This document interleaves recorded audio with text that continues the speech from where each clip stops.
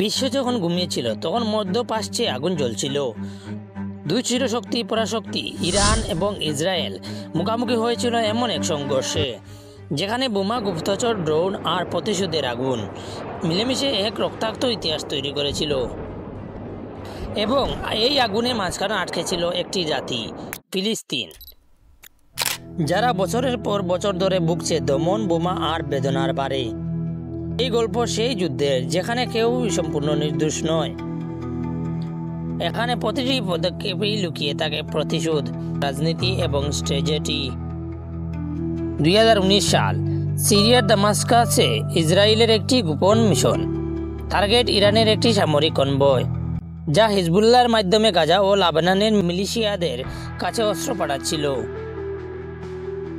Israeli এয়ারফোর্সের গোপন squad 3 মিনিটেই অভিযান শেষ করে। কিন্তু এই এক অভিযান শুরু হয় নতুন প্রতিশোধ চক্র। ইরান প্রতিজ্ঞা করে প্যালেস্টাইনের রক্ত বৃথা যেতে দেবে না। 2021 সালের এক রাত, গাজার আকাশে একসঙ্গে 300টি বোমা বিস্ফোরণ। ইসরায়েল দাবি করে এটি ছিল হামাসের বিরুদ্ধে পাল্টা অভিযান।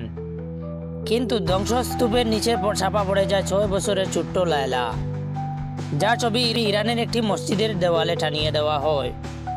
ইরান ঘোষণা করে প্যালেস্টাইন আমাদের রক্তের আত্মীয়। যদি গাজার শিশু কাঁদে তবে তেহরান থেকে রকেট ছুড়বে।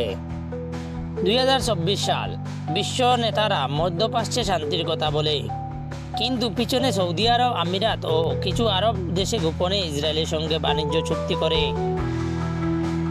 এই বিশ্বাসঘাতকতায় ফিলিস্তিন ক্ষুব্ধ, তাদেরই ভাইয়েরা আজ নীরব। ইরান এই আবেগ কাজে লাগিয়ে আরেকটি বড় পরিকল্পনা শুরু করে, অপারেশন কুদুস স্টর্ম।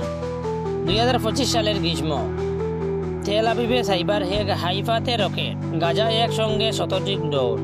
ইসরায়েল ঘোষণা করে এটি সরাসরি যুদ্ধ। ইরান বলেছে ফিলিস্তিন বেঁচে থাকলে আমরাও শেষ নিঃশ্বাস পর্যন্ত লড়ব। ফিলিস্তিন, যারা এই মহাযুদ্ধের পিছনে মূল ট্রিগার হয়ে দাঁড়ায়, তারাই সবচেয়ে বেশি ক্ষতিগ্রস্ত। এই যুদ্ধের কোনো বিজয়ী নেই, আছে শুধু ধ্বংস, শুধু মৃত্যু আর কিছু অজানা প্রশ্ন।